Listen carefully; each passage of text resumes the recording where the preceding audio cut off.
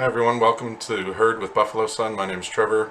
I want to do a rundown today of Canada's Bill C-11 that's passed Parliament and got in early to the Senate. Senate is going to be reviewing this bill, and just wanted to go over some of the good and the bad aspects of what the online streaming bill will do to the internet in Canada.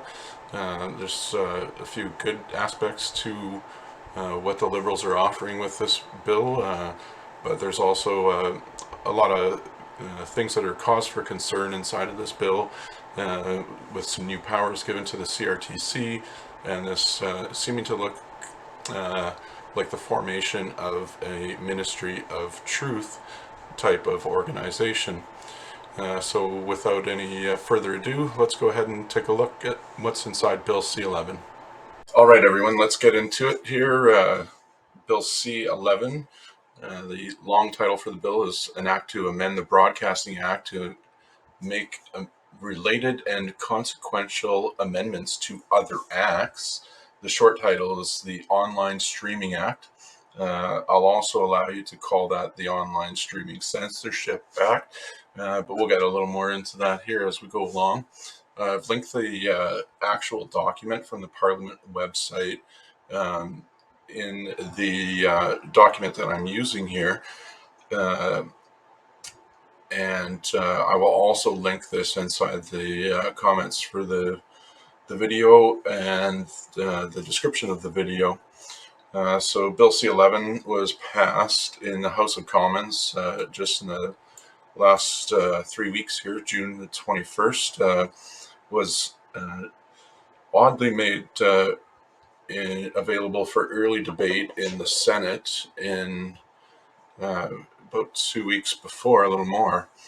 What the Bill C-11 is going to do, it's actually quite a few things. It's going to change a lot of the way that the CRTC looks at the internet and the content that's on the internet.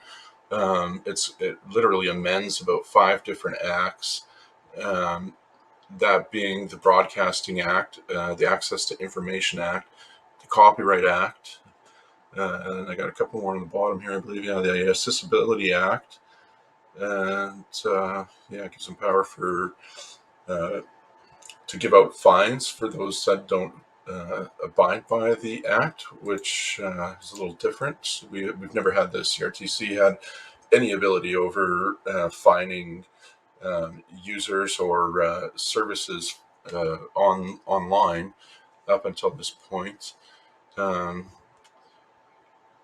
So yeah, as I said, it gives the internet regulation power. We also get the procedure of issuance by the Governor in General, or also known as the Governor and Council, of policy direction to the CRTC Commissioner. This again is another precedent where essentially that power alone will allow the bypassing of Senate. If the ruling house the ruling party inside the House of Commons passes legislation that's, say, bans party XYZ from the internet or from posting content on the internet, the Governor General can issue that order to the CRTC without it having to go through any sort of first, second, third reading and approval in the Senate. So lots of concern here for first, and hard to understand how a senator from any party would want to approve that, given that we're not going to have the Liberal Party ruling Canada forever. We have a tradition of 150 years of flipping back and forth between the two parties. And so what would happen, with these Liberal rules, while Conservatives are in power? They could essentially just do some of the things that we're seeing from Trudeau right now, where they're censoring out any dissenters and anyone that wants to speak against the government. So it's a really strange precedent there. Um, it gives CRTC power to give orders to follow broadcasting decision. Um, so essentially, the CRTC can go to YouTube or Google or any online service provider, be it Netflix or even some small company out of the States or wherever. Um, and the CRTC will be allowed to um,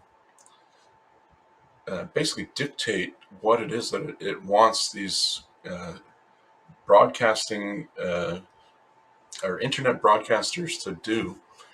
Um, it allows the CRTC to force broadcasters to enforce rules or make up expenditures to upgrade service filters and any requests the CRTC orders.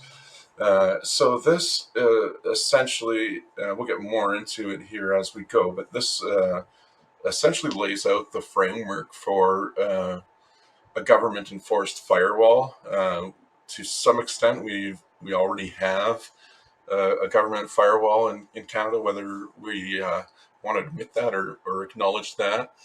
And Bill C-11 certainly takes that to the next step. In my view, I'm going to call this the Great Firewall of Canada version 3, which I believe it to be in how we're censoring out our data. And don't worry, because Bill C-18 is coming up along pretty quick here in the fall time, and essentially that bill that'll seal the package to have the CRTC essentially a form of a ministry of truth, ministry of disinformation, if you want to go with the current U.S. Democrat terminology. So the bill is going to allow for the tracking of data to be provided to ministers. So in this situation that we most recently had here with the Emergencies Act, we could have the government using the CRTC to essentially give information to ministers to what content that users have been providing, right? Like it stretches outside of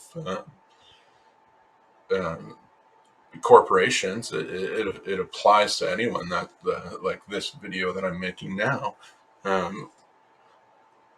could be tracked and provided to any minister inside of the government. And it's just another chip away at our it just chips away further at our freedoms and the rights that we have and our own privacy, which is really a big thing for myself. And the final heading that I've got for this bill here is that it adds the ability to give out fines. I guess we covered that a bit at the beginning here. So from here, let's get into some of the different sections. I've got about 10 pages of notes here, just cutting out different portions of the bill. As I said, you'll be able to see the Parliament link for the actual wording of the entire bill and the amendments that have been made through committee, as well as being able to see this document that I've been using to take us through what's going on here. All right, so sections of note here in section 3, subsection 1A, basically just starts out saying that actually before this, the first two sections go through the definitions, and they essentially set the definition for Canadian broadcasting system and the broadcasting undertakings to include social media. So Section A is just basically saying that it should belong to Canadians, even if it's foreign broadcasting, that Canada should have control over it. And the subsection A.1 is where, as I talked about earlier, this essentially can force internet service providers and social media corporations to um, provide any kind or input any sort of software that the CRTC through the Government of Canada would request. Moving into section 4.1, the entirety of section 4 here is what drew a lot of controversy in this proposed act by the Liberals. Basically, 4.1 subsection 1 is where the Liberal Minister of Heritage claims that, or derives his claim from the bill not making any changes to user content, which this may not affect the content which a user uploads, but the entire basis of the rest of this bill is about effectively changing and limiting, censoring what content it is that the user is provided with by an ISP or more likely through a social media service. Even any of our video services, big or small, will certainly be affected by this. And of course, any users of those services are therefore affected, because the content which is going to be displayed will be different for the user if this bill gets passed through the Senate of Canada. So from here it goes through the applications, and it basically defines what is content that is going to be regulated under this act and what is not. Rather than reading through all this, which is certainly can get quite boring, people can read this on their own if they so wish. But this just continues on to explain what the social media services expectations will be, and what our new internet will look like in Canada once this, or should this bill pass. Now, there's a lot of silliness inside of this act as well, and I'm certainly no lawyer. However, lines like subsection 3 it basically is it does not apply if it does not apply, and then subsection 4 for greater certainty. It basically says if it does not apply, it does not apply. Which you can go back to subsection 1 to see what subsection 4 references to, and it's basically just back to how it doesn't apply to a user of the service, for what content that the user will be blocked from uploading, but we're certainly not going to be able to see all content that we are able to at this point in time in Canada. That's going to be dictated by the CRTC, and throughout the entirety of this bill, at no point in time do we get to know exactly what the CRTC's decisions would be. This is essentially creating the framework for the CRTC to be able to apply the same sort of broadcasting standards to the internet in Canada as they do to television in Canada. And that's certainly, in a lot of ways, it takes away from the, what the internet is, right? By blocking us off from being able to see certain content. And we know that this bill will also allow the government to block out footage of any sort of protests, like we saw the protests in Ottawa for the Emergency Act, or any of the rail line protests, with some in Ontario, some in British Columbia, different footage like that. The government will be able to control through the CRTC, and blocking the footage of video that we'll be able to see. And in all honesty, if a Canadian wanted more Canadian content from their internet, they can certainly choose it. There's nothing that stops them at this point in time. I do like that this bill will hold some accountability to corporations, especially the foreign corporations. Um, but controlling what it is that Canadians are going to be able to see in the end, it certainly just doesn't make a lot of sense, and it's really going to change a lot in our internet, like more so than we've ever seen, and most likely we're just going to eventually accept these kind of changes, like we already have in the limitations that we've got in our internet already. Moving on to section 5, there's a lot of buzzwords in here. Some sort of virtual signaling, I would say. Um, it doesn't really set out any sort of limits. Yeah, as a Canadian, of course we need our English, or French, and our Indigenous content, but we also want our Canadians to be able to get the content from the countries that they came from. Like, more than 1 in 5 Canadians alive today is an immigrant, and that number's not much different from what it's been historically in Canada.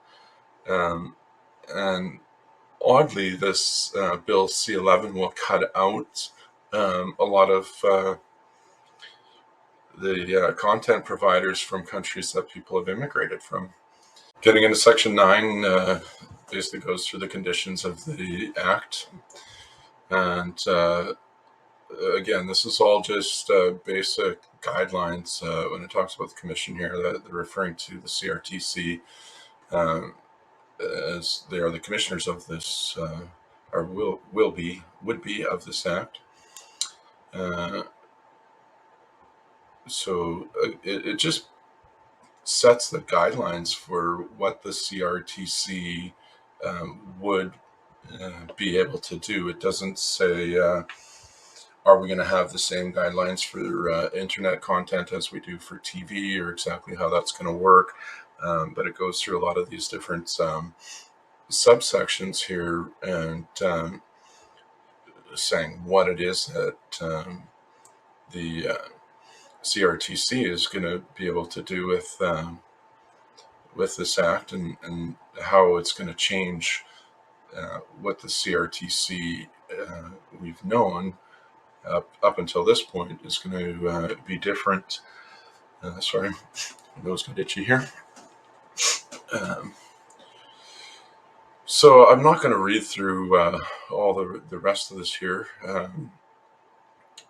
because it does get pretty dry, but it just continues to go on, basically explaining the guidelines of what the CRTC can and can't do with the internet if this bill gets passed. So essentially, social media companies are going to have to make themselves, or not make themselves, but are going to be made to have to apply to the CRTC, just so the CRTC can govern them. And I don't know, they try to break this down a little bit more onto what the Canadian programming guidelines will be, whether it involves the first one here is with producers, and what constitutes being Canadian content on the internet, which again, it just essentially follows what we already have with the CRTC through broadcasting of television programs. From there, it moves into I highlighted this, talked about this at the very beginning, where the governor and council may make regulations prescribing matters that the commission is required to consider. So basically, Governor General can change what it is that the commission can do and can't do with these corporations or companies or any of us that are being a broadcasting undertaker by providing content online and being paid for it. Right? You don't even necessarily need to be a company for this bill to apply to. It does seem unlikely that it applies to, or the fines would apply to small business or individual users, but it still does allow for that content to be governed by the CRTC, and for that the CRTC to provide that content to different ministers and whatnot.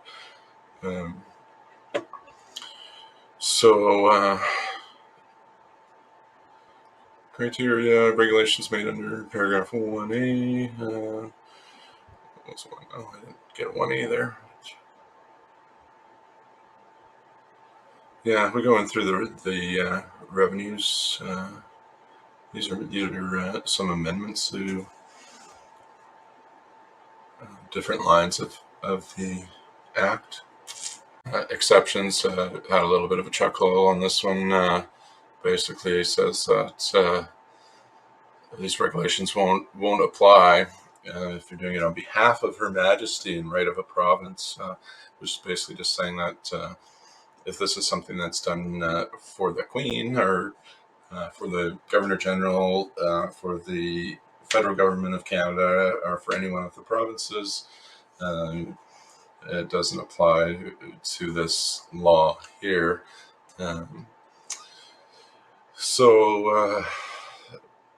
Next, going into Section 12, this covers going into hearings and what would constitute someone being in contravention of this Act. And basically there was a commission that it would be set for a panel, and the panel would decide whether that there was any breach of this Act, what type of fine that it would be for that breach, and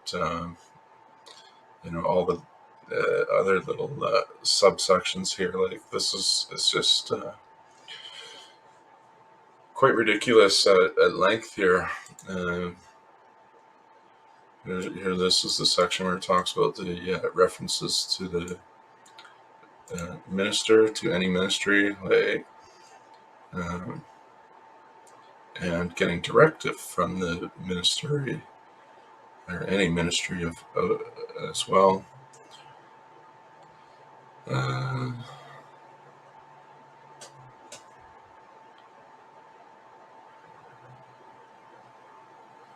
It's 25. That just it starts to go through how this data is tracked, who can have access to this data, what's confidential, and what's not, what can be disclosed, and who's allowed to disclose the information. Gets quite lengthy there, and then of course we get into the violations, the penalties, the fines, what it is that would happen to these companies, which basically there's only one section that sets out any kind of dollar amounts here, which is 34.5, subsection 1, where we get, fine not more of $25,000 for first violation, $50,000 for subsequent.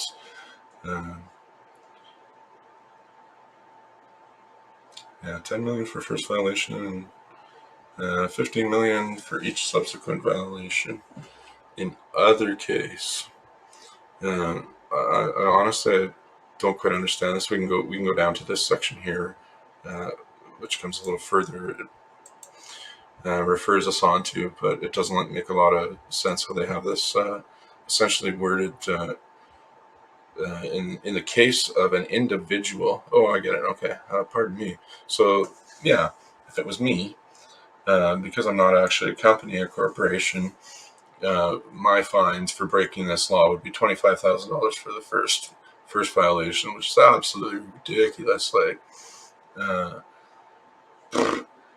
for something that you don't make any money off of whatsoever, to be fined an extraordinary amount like that, and then $50,000 for each subsequent violation. That's enough to bankrupt an individual. Most people are living paycheck to paycheck in this country. So yeah, this is the section they were referring to there that basically just gives some more definition to how it is that the fines can be laid out and such. And then from there, I also on this document here that I'll share with you on the description and in the comments. Pardon me. I just clipped some more useful articles. A couple of these, especially Michael Geist, is where I've gotten a lot of the information that I pulled out of this. And then the rest was just I'm kind of geeky, and I read through the whole thing myself to, see if I can understand some of it, or to highlight some of the things that are going to be happening if this bill does get passed by Senate. I hope you enjoyed this overview of Bill C-11, the Online Streaming Act for Canada. It's currently passed the Parliament and the House of Commons and is at the first reading in the Senate. If you did like this video, please do like, subscribe, and share, and also hit the notification bell, and you'll get notified the next time that I post one of these videos for us.